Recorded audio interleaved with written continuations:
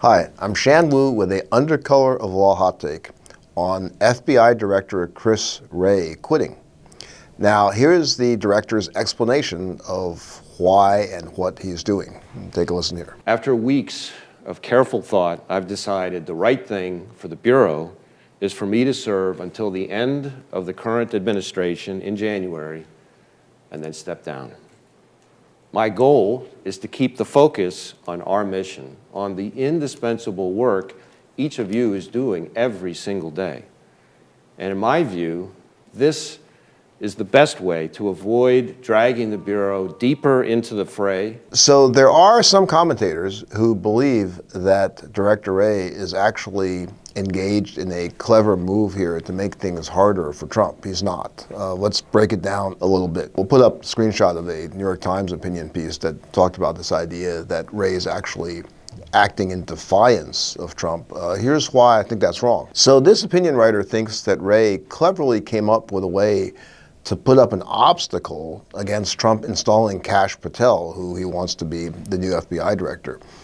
He thinks the theory here is that under the Vacancies Act, there is a problem with Trump putting Kash Patel in due to Wray resigning. We'll put up a screenshot of the Vacancies Act language, the relevant part, and kind of walk through the important aspects of it.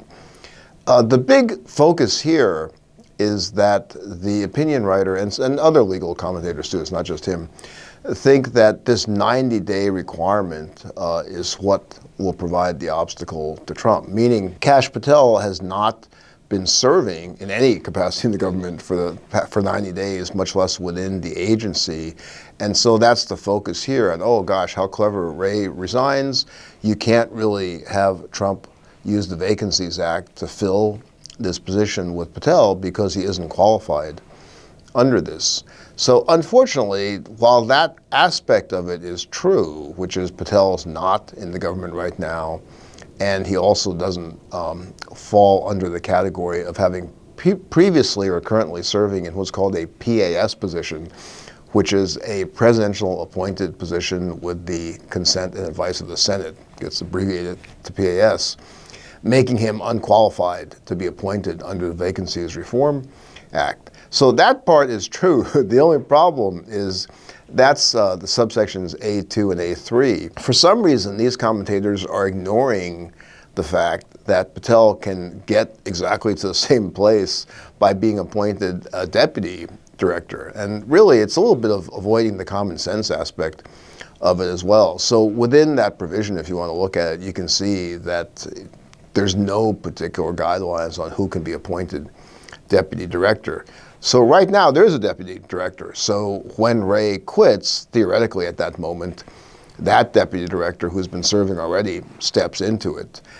But absolutely nothing prevents Trump from immediately replacing that deputy director with someone else, like Kash Patel. So that would work perfectly well. And then Patel can kind of hang out there either waiting to fulfill the 90 days and at the same time waiting for his confirmation process to run so he can become the formal nominee. Also, he could, well, he could basically just run out the clock that way. But what is really important is these are multiple paths for Patel to get to the FBI directorship.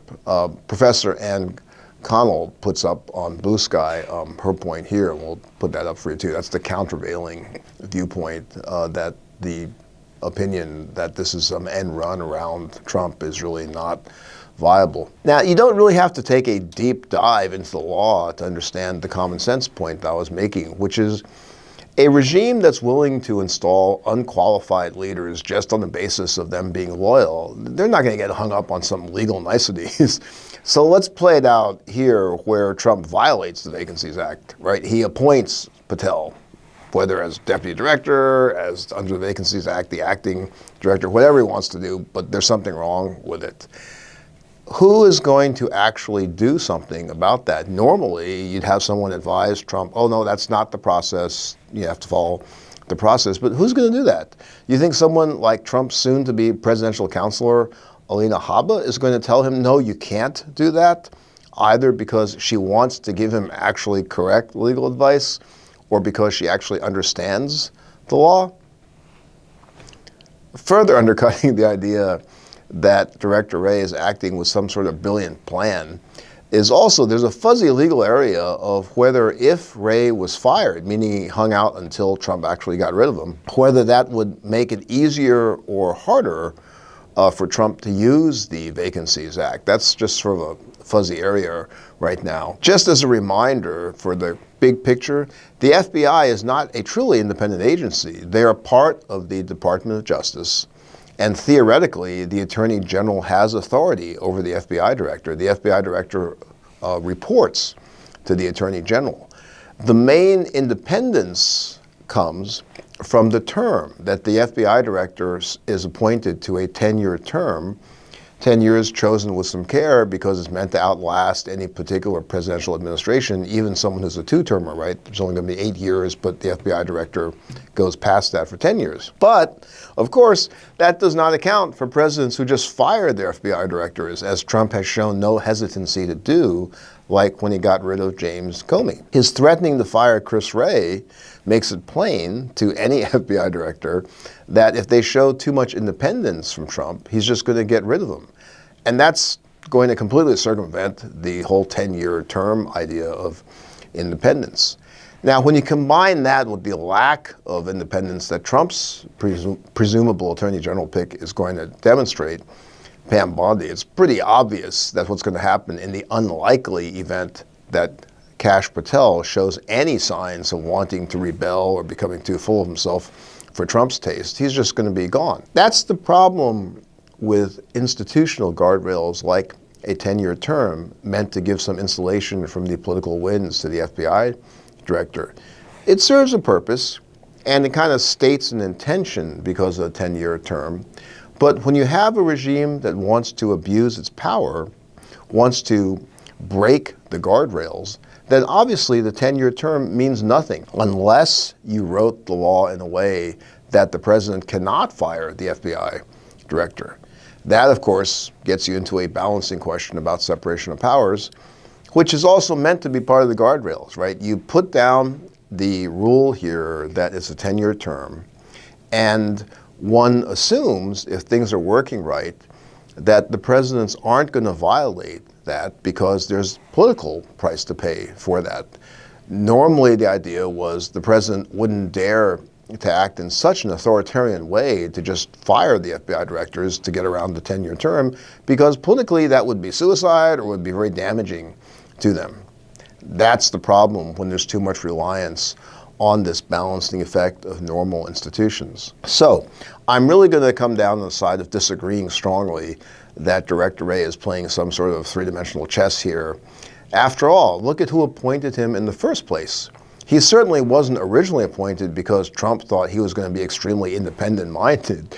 He's just doing what all the other Republicans have been doing, which is falling into line, what we call obedience in advance. And maybe he doesn't want to face the stress or embarrassment of being fired, or maybe he just wants to be more helpful to the man who put him in the office in the first place. It's not going to be like the rest of his career is ruined after being the FBI director. He's going to have, pretty easy street cruising in the future. Now, let's remember for a moment what Director Wray said in that first clip we played, which is he felt it was important for him to step down to avoid the FBI being pulled into what he called the fray. Kind of rhymes with Ray. What fray would that be?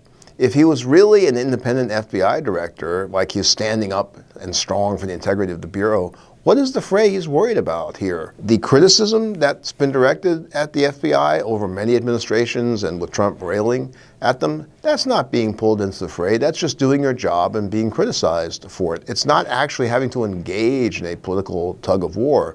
So it's very telling that he thinks of it that way, because it shows that he's quite aware of the politics. What would have been best for the FBI and for the country was for him to do his job till he couldn't do it anymore when Trump fires him. Why would that have been best for the country too?